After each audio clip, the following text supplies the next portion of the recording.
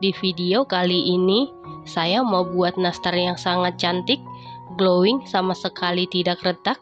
Rasanya dijamin super duper juara, super duper mantul.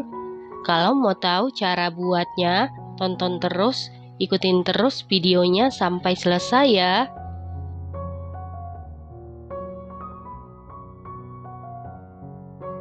Pertama-tama siapkan wadah, lalu masukkan 300 gram margarin. Saya menggunakan Blue Band Cake and Cookie. 200 gram butter, saya menggunakan Wisman. Kemudian tambahkan lagi 100 gram butter, saya menggunakan Korman Patisi.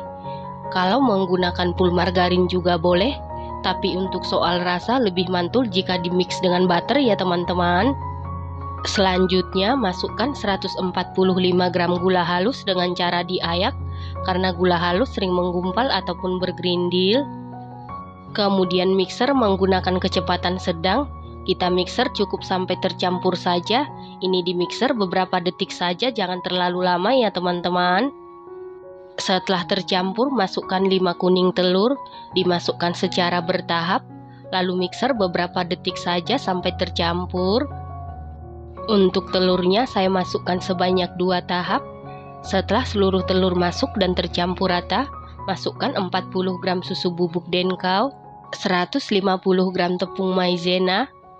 Kemudian mixer beberapa detik saja sampai tercampur saja. Setelah tercampur lalu matikan mixernya. Selanjutnya masukkan 500 gram tepung terigu protein rendah atau kunci biru, dimasukkan secara bertahap. Di sini saya masukkan sebanyak 2 tahap, lalu aduk-aduk menggunakan spatula atau sendok yang kokoh. Aduk-aduk sampai tercampur dengan rata.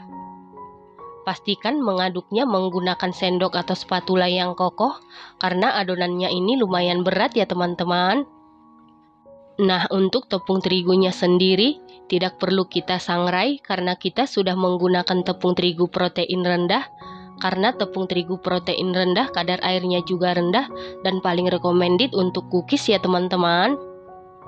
Nah, untuk adonannya bisa diuleni menggunakan tangan, tapi jangan terlalu lama karena tangan atau tubuh kita suhunya hangat. Kalau terlalu diuleni lama, margarin atau butternya bisa cair atau meleleh. Nanti pada saat dipanggang akan melebar dan hasil cookiesnya pun bisa keras ya. Nah, ini tekstur adonannya sudah pas, sudah mudah dipulung atau dibulatkan dan sudah tidak lengket di tangan. Selanjutnya ambil sedikit adonan. Nah, untuk sisa adonan tutup menggunakan plastik wrap supaya tidak kering dan kelembapannya tetap terjaga dengan baik. Karena kalau adonannya kering akan susah dibentuk ya teman-teman. Selanjutnya, supaya ukuran kulit nastarnya sama, di sini saya takar menggunakan sendok takar ukuran 1 sendok teh atau 5 ml, dan jika ditimbang berat per bagian sekitar 7 gram ya teman-teman. Setelah itu siapkan loyang. Nah, untuk loyangnya perlu diingat tidak perlu diolesin apapun, supaya nanti saat mengolesi kuning telur, nastarnya tidak jalan-jalan ataupun tidak bergeser-geser ya teman-teman. Selanjutnya ambil 1 adonan kulit, kemudian bulatkan. Setelah dibulatkan lalu pipihkan.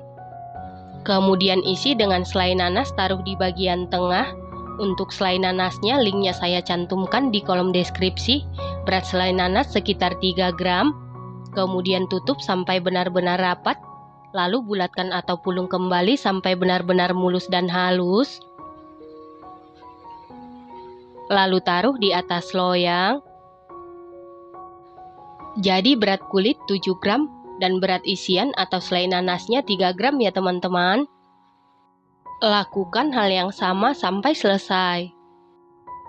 Setelah seluruh adonan selesai diisi dengan selai nanas seperti ini, lalu adonan ini siap kita panggang.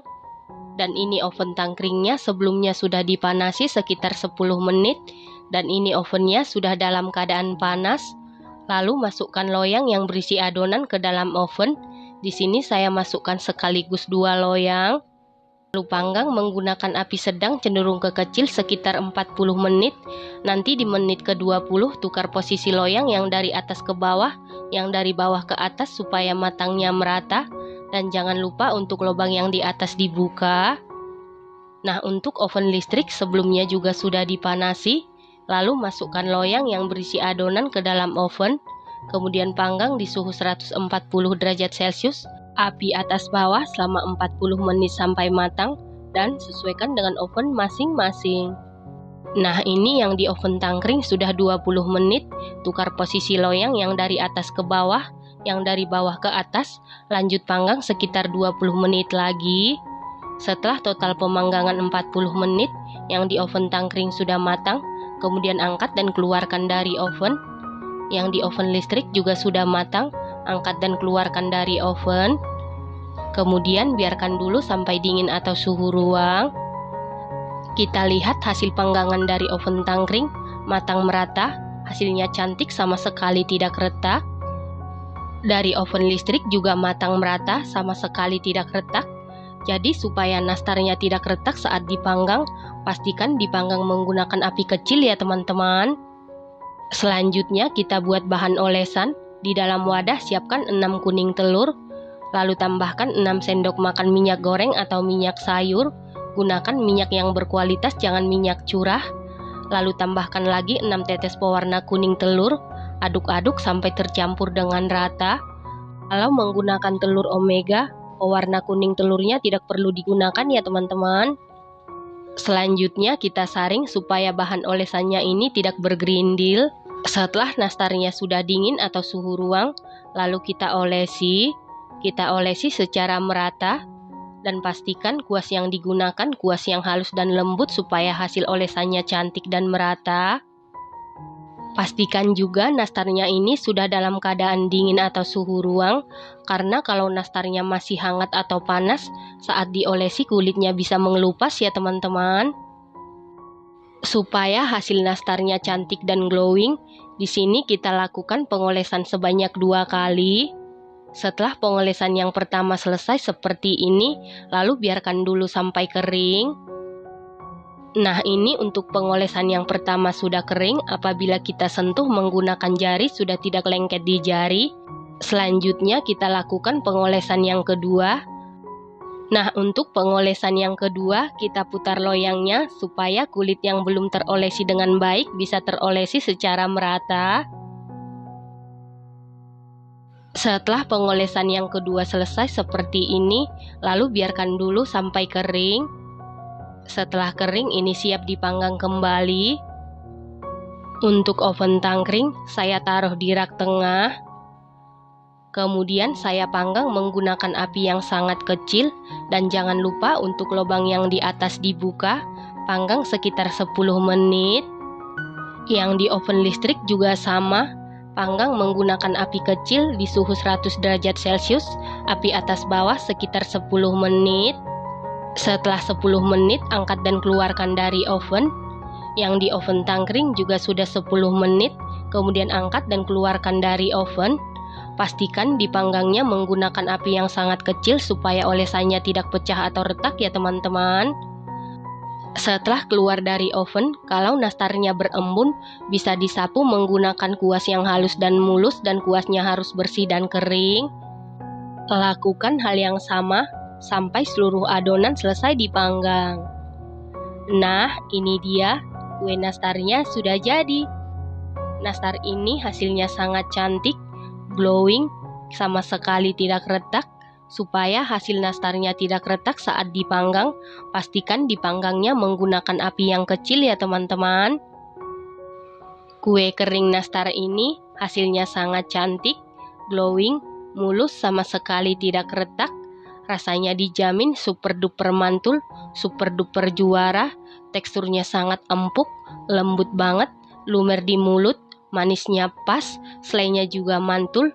Ini enak banget, recommended banget dan harus dicoba. Nastar ini nastar paling terenak yang pernah saya buat ya teman-teman. Jadi ini enak banget, recommended banget dan wajib dicoba. Setelah nastarnya dingin, kemudian susun di dalam toples atau wadah tertutup. Satu resep ini jadi 5,5 toples kemasan 500 gram.